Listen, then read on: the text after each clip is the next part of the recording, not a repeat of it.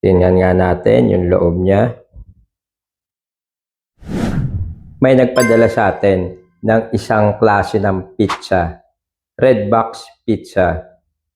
First and original oven press malunggay pizza. At ayan meron silang 4 franchise 0976-024-2487. Ang Facebook nila Red Box Pizza. Tingnan nga natin yung loob niya.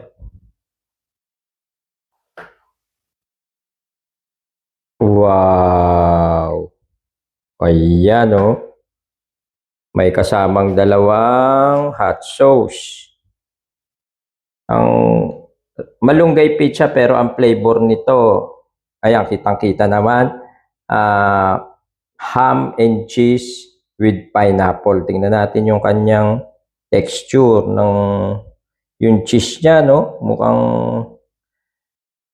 hindi tinipid. And may kasama siyang, of course, yung pineapple. Yung mga itim-itim siguro yun na yung malunggay. Yan, may kasama siyang ham.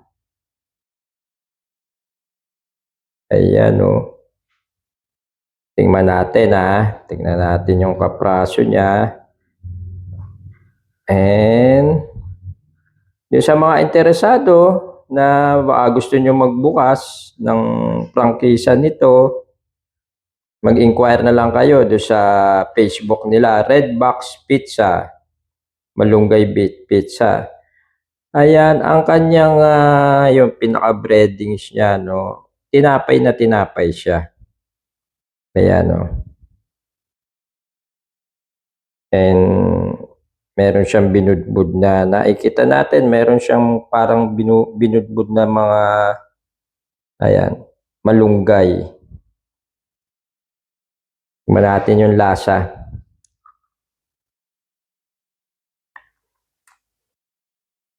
Harap. Dun sa mga, of course, hindi ito pwedeng i-compare dun sa mga mamahaling pizza, pero pangmasa sabihin natin. Kung ang hanap mo mabubusog ka at hindi ka naman talagang maselan sa klase ng pizza, ito mai-recommend na to.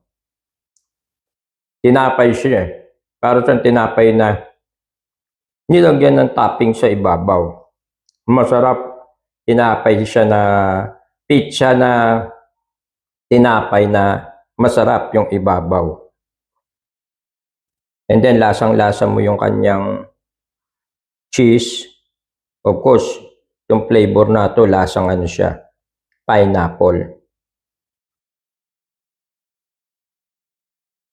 Ayan, nauubos na natin yung kaplato.